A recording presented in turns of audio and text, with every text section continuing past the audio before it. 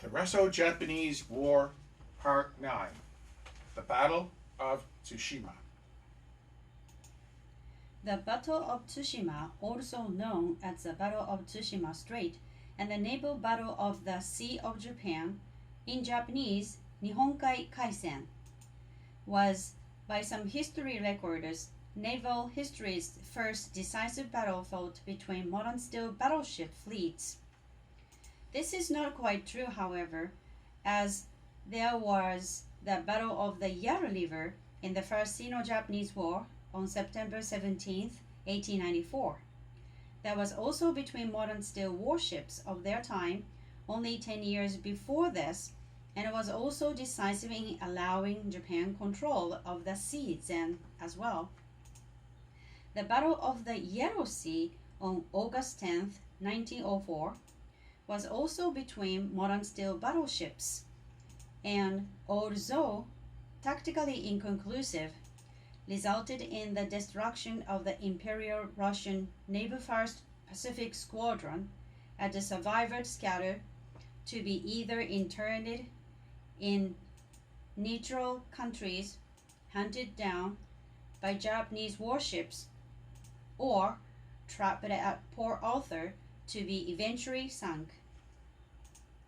It was also claimed to be the first naval battle in which wireless telegraphs, radios, played a critically important role.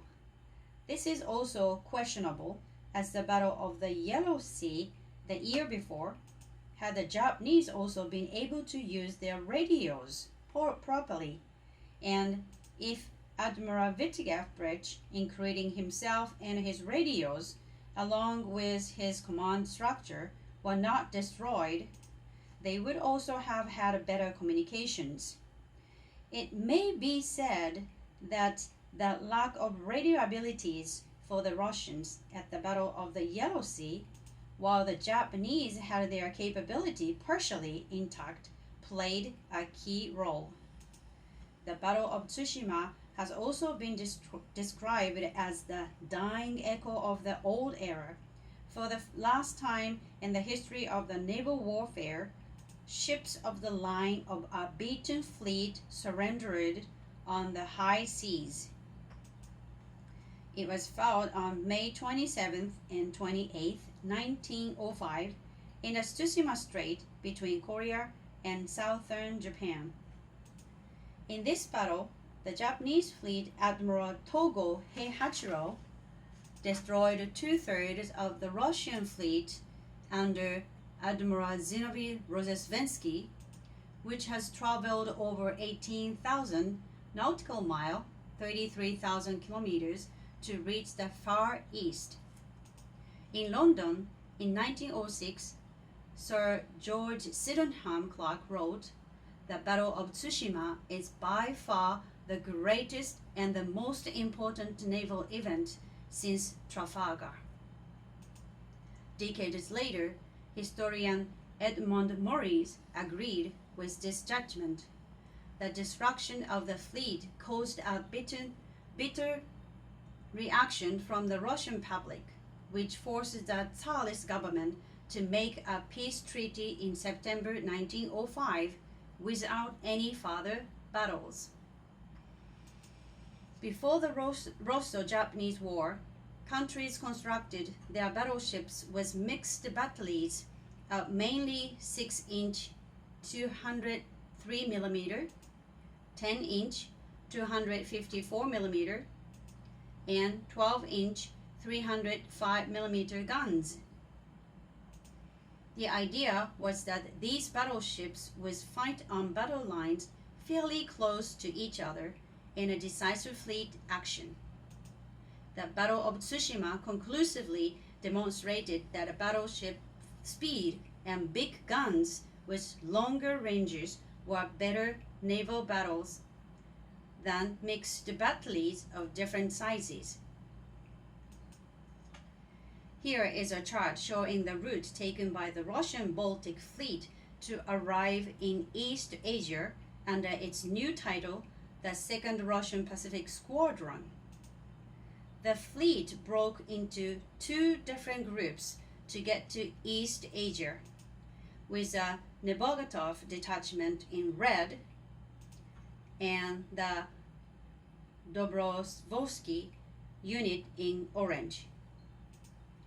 They were to link up again in the Indian Ocean, then link up with 1st Pacific Squadron at Port Arthur, overwhelm the Imperial Japanese Navy, and delay the advance of the Japanese army into Manchuria until more Russian reinforcements could arrive through the Trans-Siberian Railroad and overwhelm the Japanese army there. As the Russian situation in the Far East deteriorated and eventually collapsed at the beginning of the war, the Tsar, encouraged by his cousin Kaiser Wilhelm II, agreed to the formation of the 2nd Pacific Squadron. This would consist of 5 divisions of the Baltic Fleet, including 11 of its 13 battleships.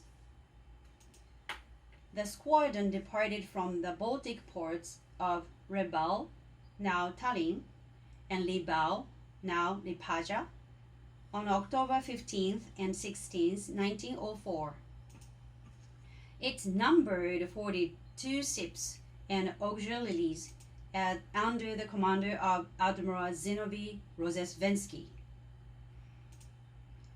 The 2nd Pacific Squadron sailed through the Baltic into the North Sea. The Russians had heard fictitious report of Japanese torpedo boats operating in the area and were on high alert. In the Dogger Bank incident, the Russian fleet mistook a group of British fishing trawlers operating near the Dogger Bank at night for hostile Japanese ships. The fleet fired upon on the small civilian vessels, killing several British fishermen. One trawler was sunk, while another 6 were damaged. In the confusion, the Russians even fired upon 2 of their own vessels, killing some of their own men. The firing continued for 20 minutes before Rozhestvensky ordered a ceasefire. Greater loss of life was only avoided because the Russian gunners were lousy shots. The British were outraged by the incident and incredulous that the Russians could mistake a group of fishing trawlers for Japanese warships, thousands of kilometers from the nearest Japanese port. Britain almost entered the war in support of Japan. They already had a mutual defense agreement, but was neutral in the war as their treaty contained a specific exemption for Japanese action in China and Korea. The Royal Navy shadowed the Russian fleet while a diplomatic agreement was reached. France, which had hoped to eventually bring the British and Russians together in an anti-German bloc, intervened diplomatically to restrain Britain from declaring war. The Russians were forced to accept responsibility for the incident, compensate the fishermen, and disembark officers who were suspected of misconduct to give evidence at an inquiry.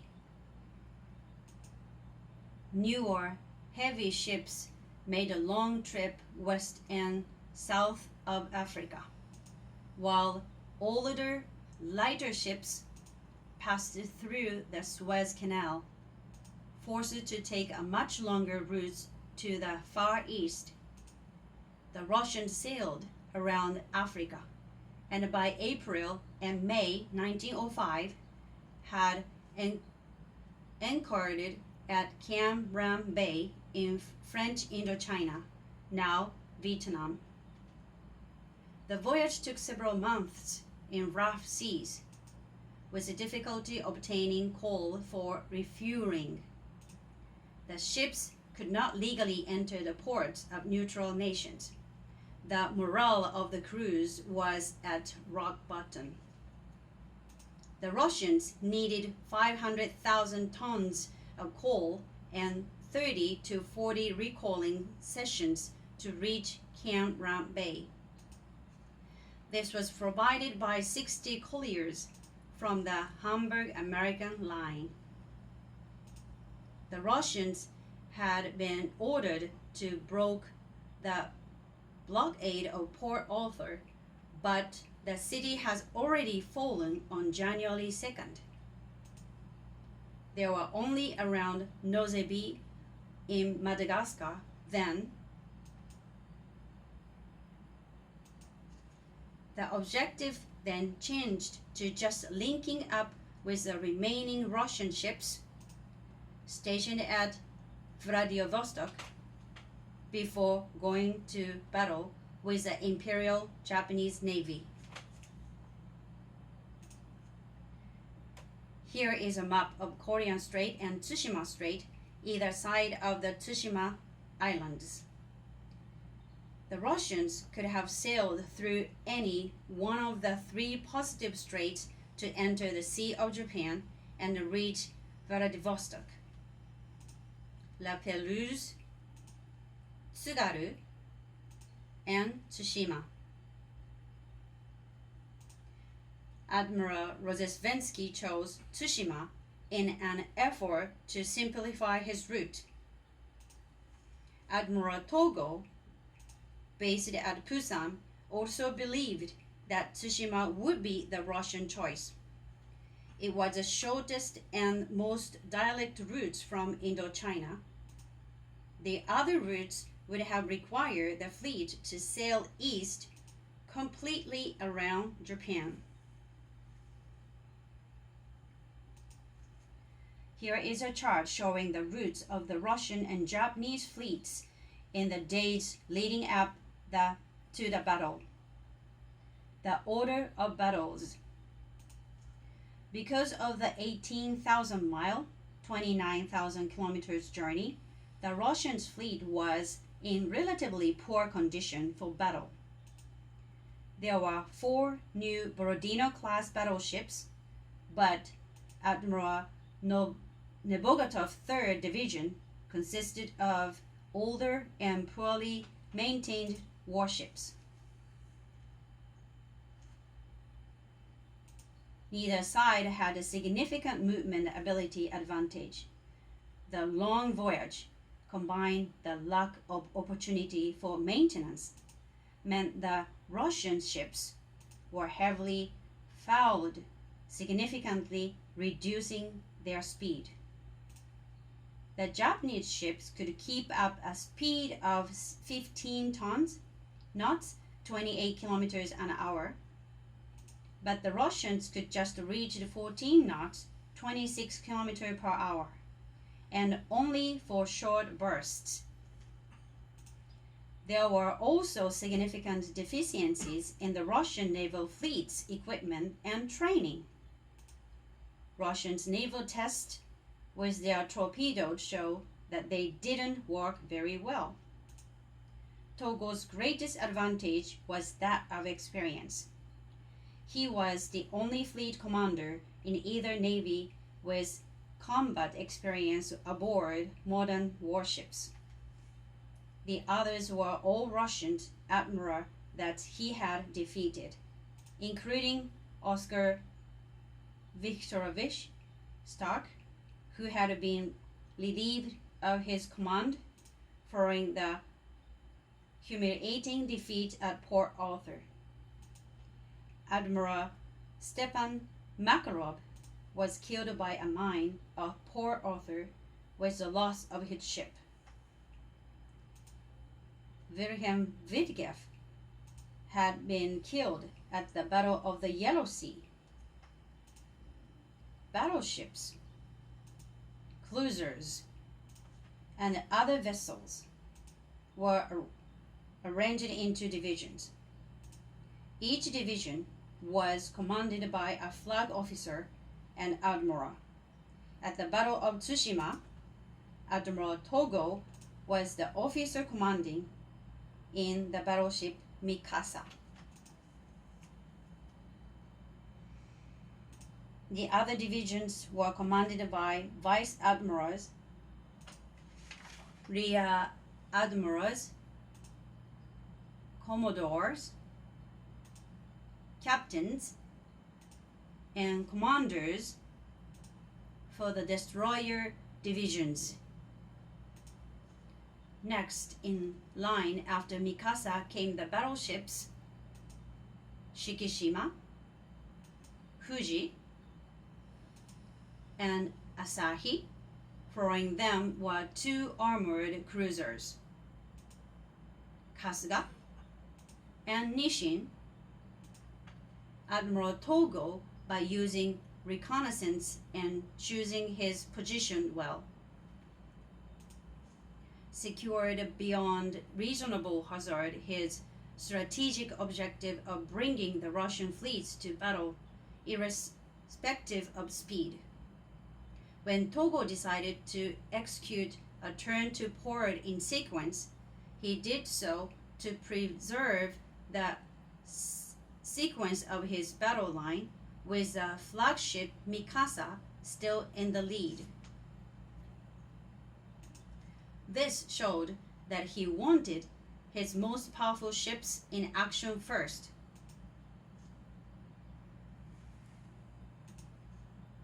Turning in sequence meant that each ship would turn one after the other while still following the ships in front.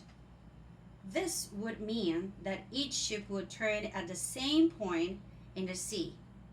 The danger to this is that the enemy fleet would have an opportunity to concentrate fire on that area. Togo could have ordered his ships to turn together. That would mean that each ship would have made the turn at the same time and reversed the course. This move would be the same one done by the French-Spanish fleet at Trafalgar, which would have been quicker, but would have disrupted the sequence of the battle line and caused confusion by altering the battle plans and placing the cruisers in the lead. This was something that Togo did not want.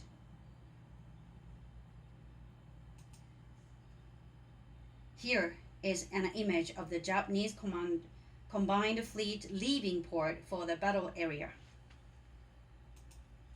First contact.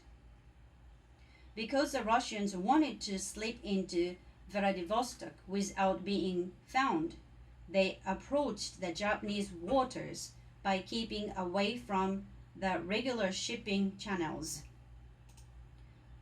On the night of 26th to 27th May, the Russian fleet approached the Tsushima Strait.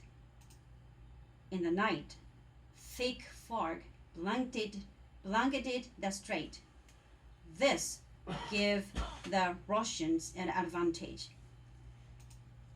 At 02:45 Japan Standard Time, the Japanese auxiliary cruiser Shinano-maru observed three lights on what appeared to be a ship on the distant horizon, and it went that way to investigate.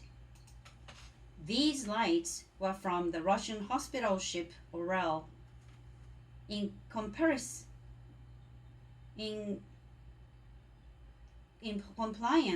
with the rules of war, it has continued to burn them.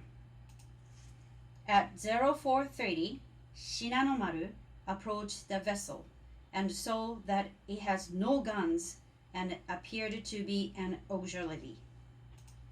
The Orel mistook the Shinano-maru for another Russian vessel and did not attempt to notify the fleet. Instead, she signaled to inform the Japanese ship that there were other Russian vessels nearby. The Shinanomaru then signed the shape of the 10 other Russian ships in the mist. The Russian fleet had been discovered, and any chance of reaching Vladivostok undetected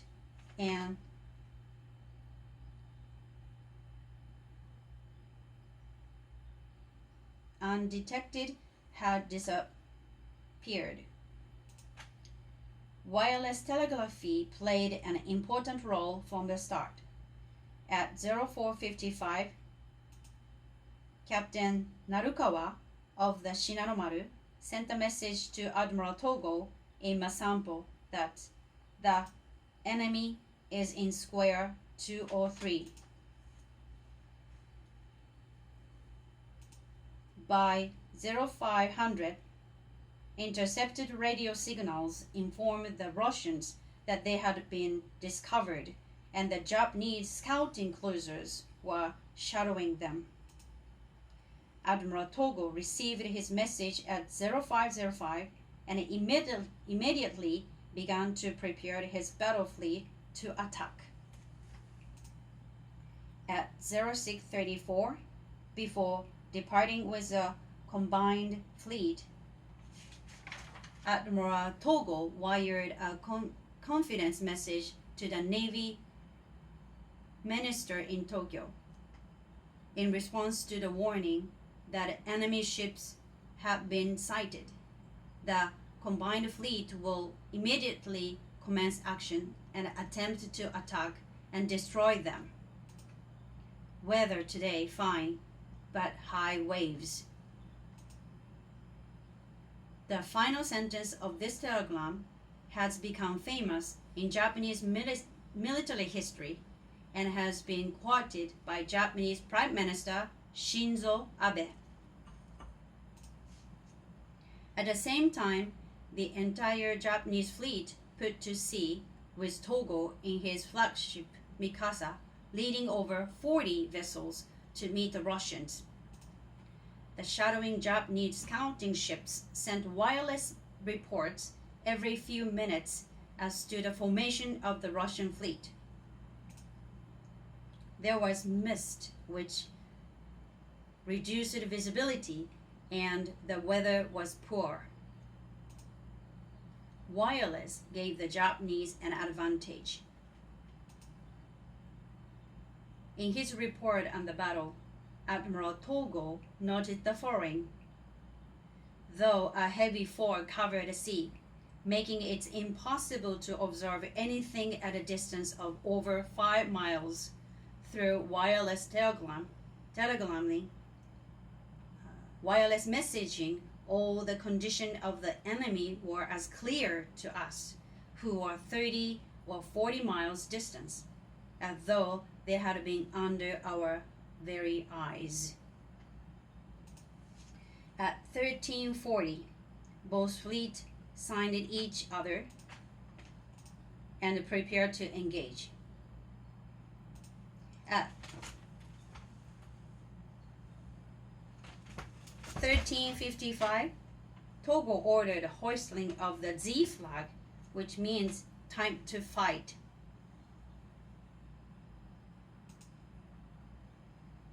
He issued a predetermined announcement to the entire fleet. The empire's fate depended on the result of this battle. Let every man do his duty.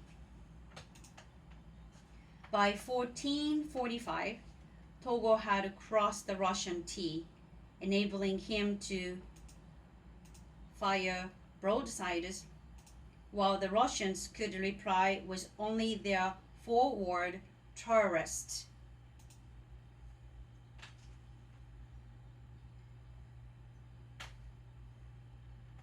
The Russians sailed from the south-southwest to north-northeast, continuing to a point of intersection which allowed only their bow guns to bear, enabling him, Togo, to throw most of the Russians battled successfully out of Bering.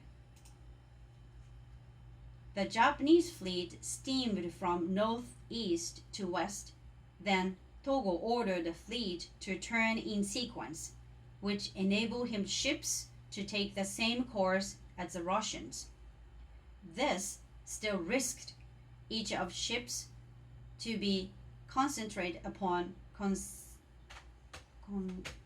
consecutively. Togo's U-turn was successful, but Russians' gunnery had proven surprisingly good, much better than in the Dogabank incident. And the flagship Mikasa was hit 15 times in 5 minutes.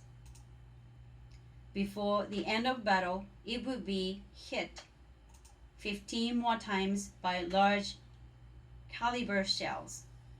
Rodzisvensky had only 2 options: a charged dialect in line abreast, or commence formal pitched battle. He chose the pitched battle. At 14:08, the Japanese flagship was hit at about 7,000 meters, with the Japanese replying at 6,400 meters. Superior Japanese gunnery then took its toll. Most of the Russian battleships were then crippled. Commander Vladimir Semenov, a flag officer aboard the flagship Kenya Suvorov, said, "It seemed impossible even to count the number of projectiles striking us. Shells seemed to be pouring upon us incessantly, one after another. The steel plates and superstructure on the upper decks were torn to pieces, and the splinters caused many casualties. Iron ladders were crumpled up into rings. Guns were literally hurled from their mountings. In addition to this, there was the unusually high temperature and liquid flame of the explosion, which seemed to spread over everything. I actually watched a steel plate catch fire from a burst." 90 minutes into the battle, the first warships to be sunk was a Russian battleship, Orsevier from Rodzisvensky's 2nd Battleship Division. This was the first time a modern armored warship had been sunk by gunfire alone.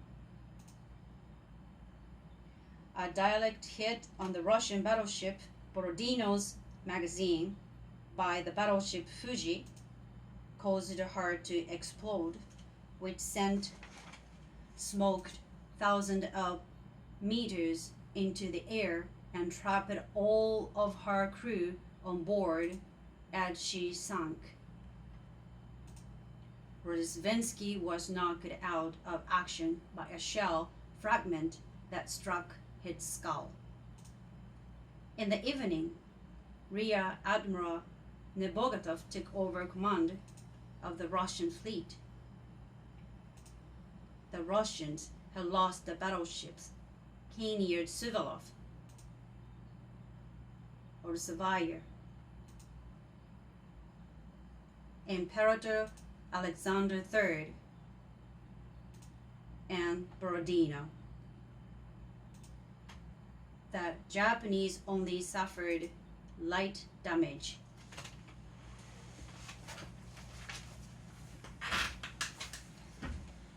Night attacks. At night, around 2000 hours, 8 o'clock, 21 destroyers and 37 Japanese torpedo boats were thrown against the Russians. The destroyers attacked the vanguard while the torpedoes boats attacked from the east and south of the Russian fleet.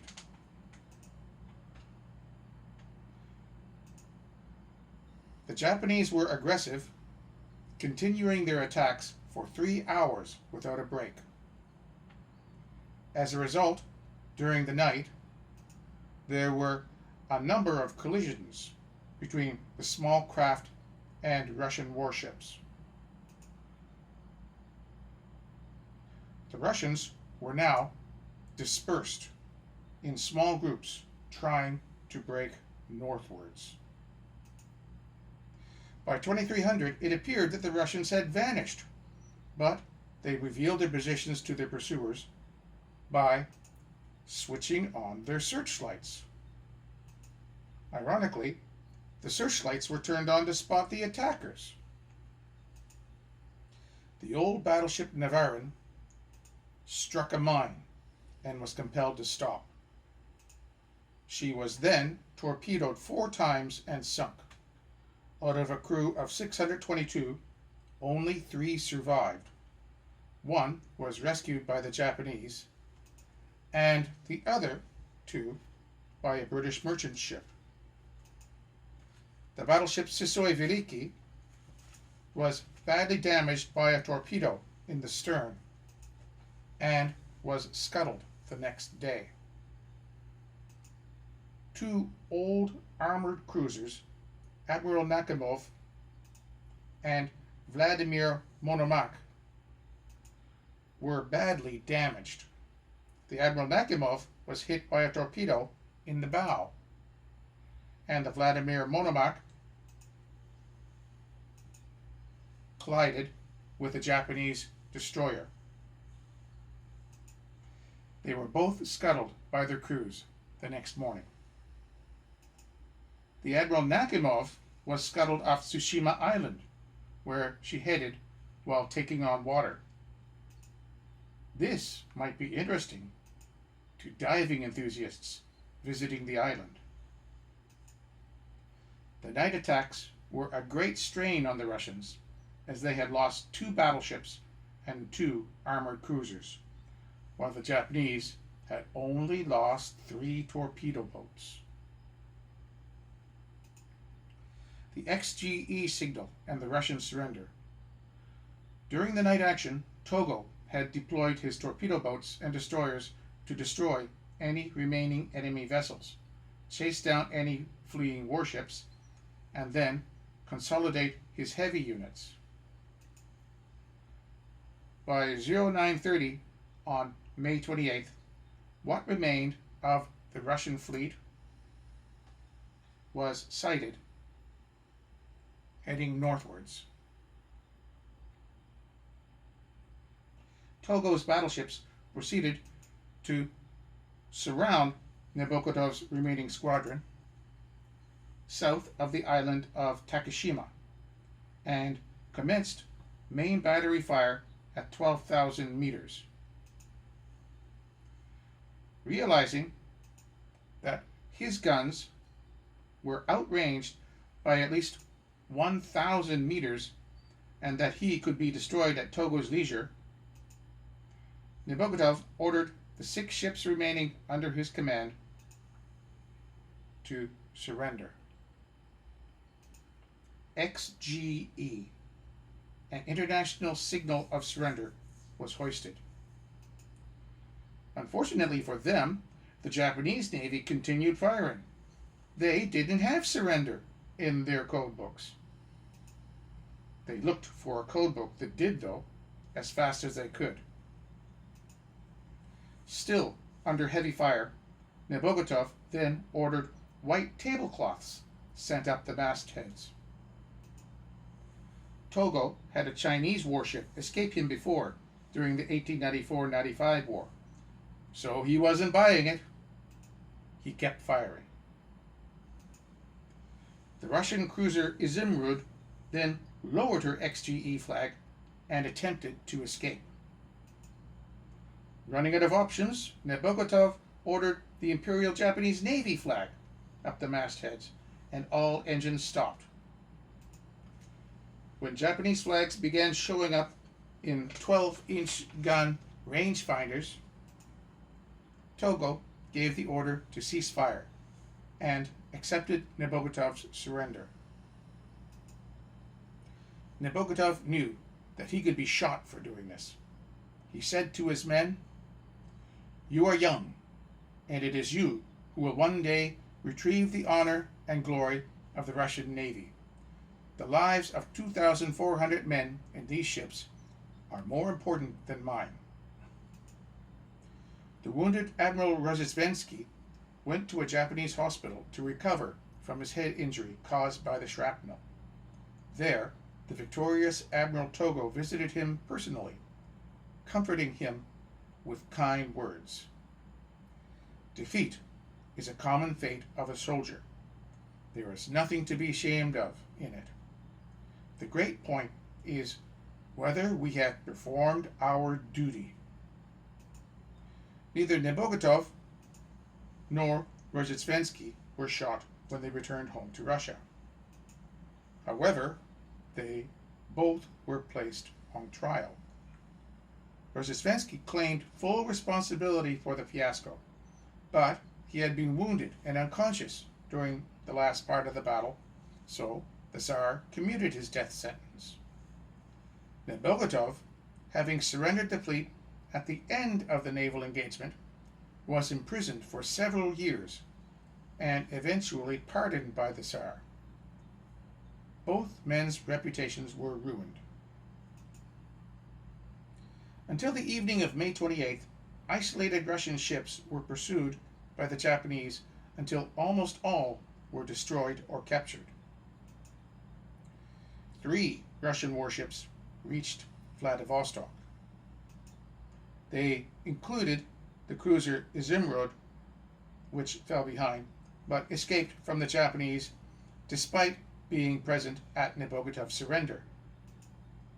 It was scuttled by her crew after running aground near the Siberian coast. Contributing factors to the battle. Admiral Rozhestvensky faced a more combat-experienced battleship admiral in Admiral Togo. Admiral Togo had already killed 2 Russian admirals. Makarov, outside of Port Arthur, in the battleship Petropavlovsk in April 1904, then Witkeft in his battleship Cesarevich in August in the Battle of the Yellow Sea.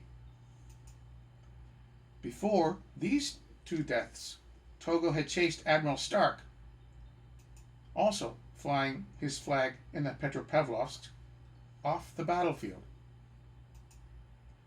Rozhestvensky did not even think about retreat.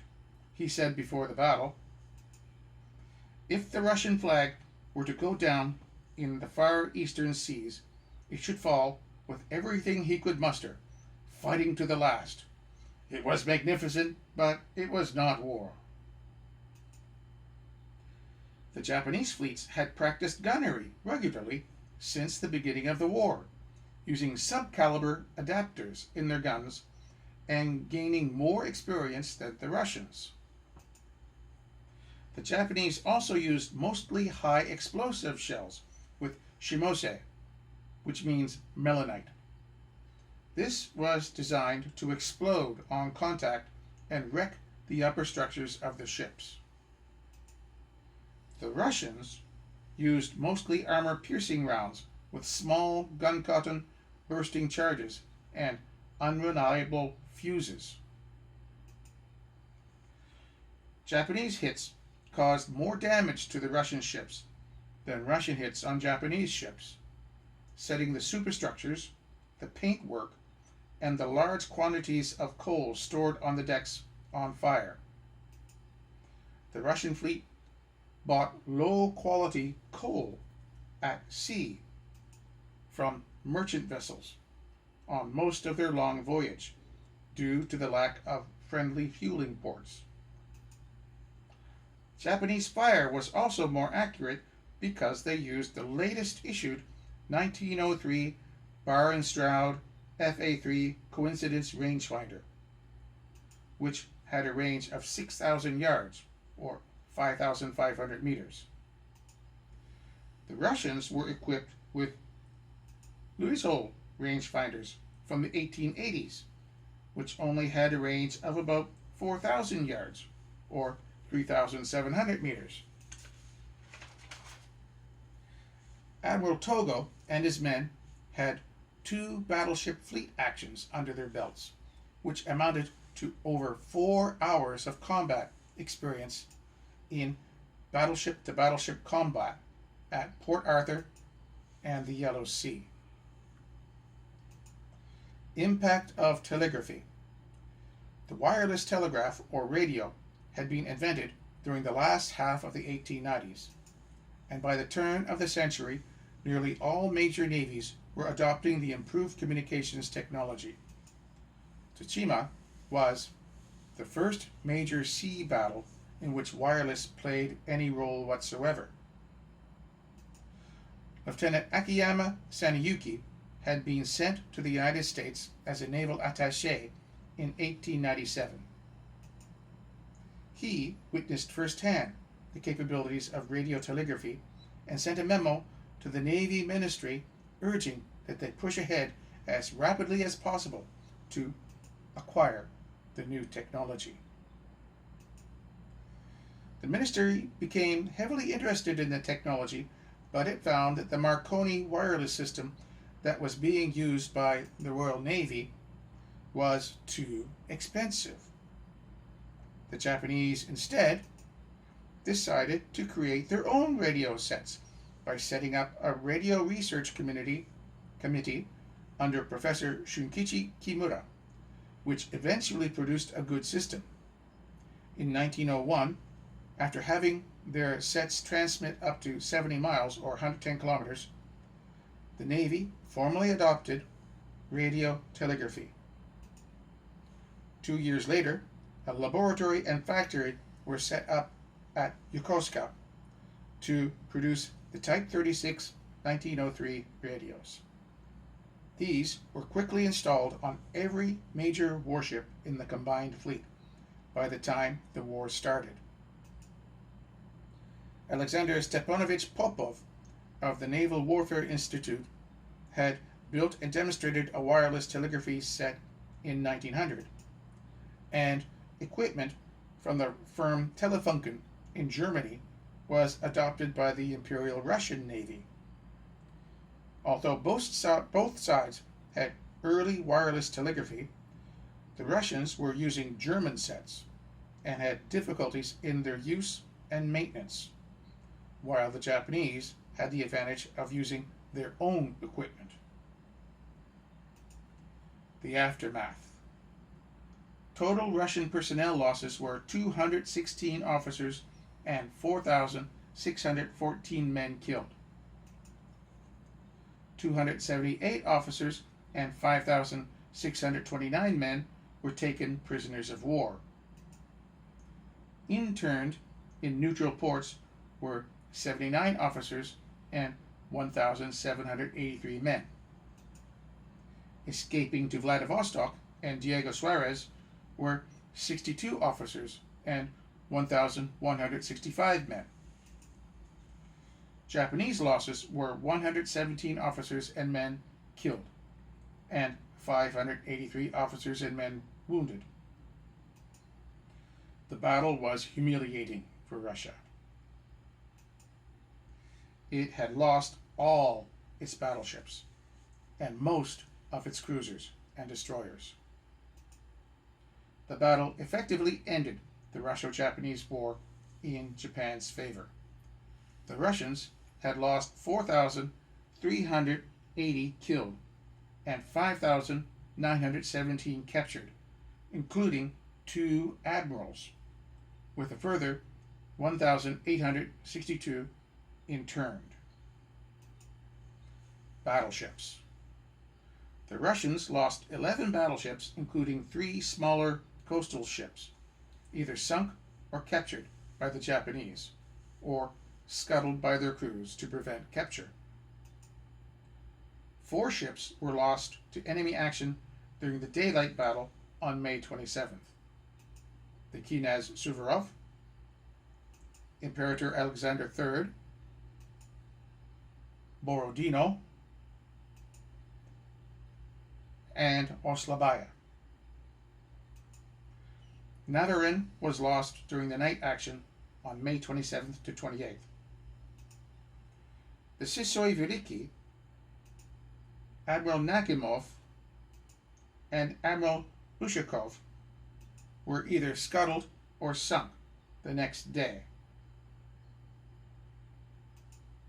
4 other battleships under Rear Admiral Nebogotov were forced to surrender and would end up as prizes of war.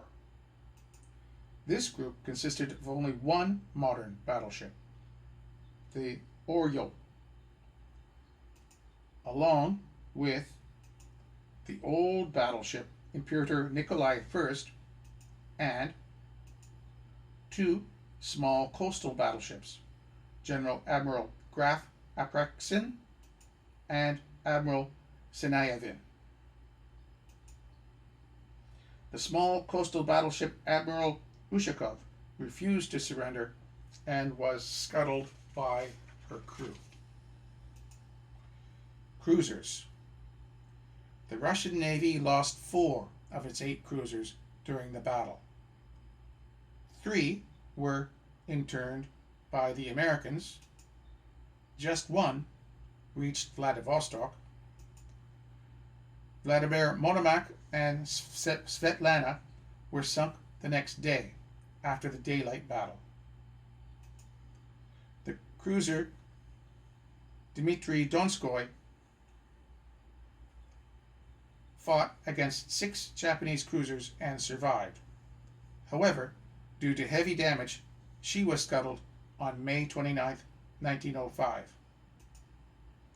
Izumrud ran aground near the Siberian coast. 3 Russian protected cruisers, Aurora, Zemchug, and Oleg, escaped to a U.S. naval base in Manila, in the American-controlled Philippines, where they were interned. The United States was neutral. The armed yacht, classified as a cruiser, Almaz, alone, was able to reach Vladivostok. Destroyers and auxiliaries. Russia lost 6 of its 9 destroyers in the battle, had 1 interned by the Chinese, and the other 2 escaped to Vladivostok. The Russian destroyers sunk were the Burny, Bystry, Bezhyprechny, Gromky, and Blestyashchi on May 28th. Bidovy surrendered that day. Bodry was interned in Shanghai. Grozny and Bravy reached Vladivostok, and of the auxiliaries, Kamchatka, Ural, and Rus were sunk on May 27th. Irtuish ran aground on May 28th. Korea and Svir were interned in Shanghai. Anadir escaped to Madagascar. The hospital ships Orel and Kostroma were captured. Kostroma was released later. Japanese losses. The Japanese lost 3 torpedo boats, with 117 men killed and 500 wounded. Political consequences. Imperial Russia's prestige was badly damaged, and the defeat was a blow to the Romanov dynasty. Most of the Russian fleet was lost. The fast armed yacht Almaz, classified as a second-rank cruiser, and the destroyers Grozny and Bravy were the only Russian ships to reach Vladivostok. In The Guns of August, the American historian and author Barbara Tuchman said that because of Russia's loss, the balance of power in Europe was destabilized. It emboldened the Central Powers and contributed to their decision to go to war in 1914. The battle had a profound cultural and political impact upon Japan. It was the first defeat of a European power by an Asian nation in the modern era. It also heightened the alarm of the Yellow Peril, as well as weakening the notion of white superiority that was prevalent in some Western countries then. The victory established Japan as the sixth greatest naval power, while the Russian Navy declined to one barely stronger than that of Austria-Hungary. In the Guinness Book of Decisive Battles, the British historian Geoffrey Regan said that the victory bolstered Japan's increasingly aggressive political and military establishment. He said that the Battle of Tsushima created a legend that was to haunt Japan's leaders for 40 years. A British admiral once said, "It takes 3 years to build a ship, but 300 years to build a tradition." Japan thought that the victory had completed this task in a matter of a few years. It had all been too easy. Looking at Togo's victory over one of the world's great powers convinced Japanese military men that with more ships and bigger and better ones, similar victories could be won throughout the Pacific. Perhaps no power could resist the Japanese Navy, not even Britain or the United States. Reagan also believes that the victory contributed to the Japanese road to later disaster, because the result was so misleading. Certainly, the Japanese Navy had performed well, but its opponents had been weak, and it was not invincible. Togo's victory helped set Japan on a path that would eventually lead her to the Second World War. Isoroku Yamamoto, the future admiral who would go on to plan the attack on Pearl Harbor and command the Imperial Japanese Navy through much of the Second World War, served as a junior officer aboard the Nishin during the battle and was wounded by an accidental explosion of a squib load.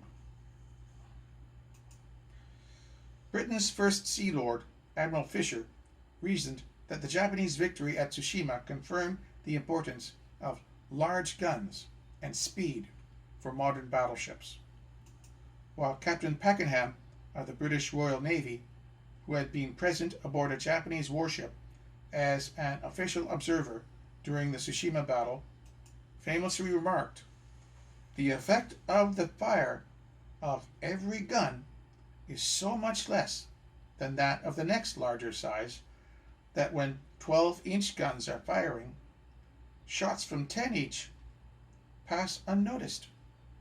Everything in this war has tended to emphasize the vast importance to a ship at every stage of her career of carrying some of the heaviest and furthest shooting guns that can be brought into her.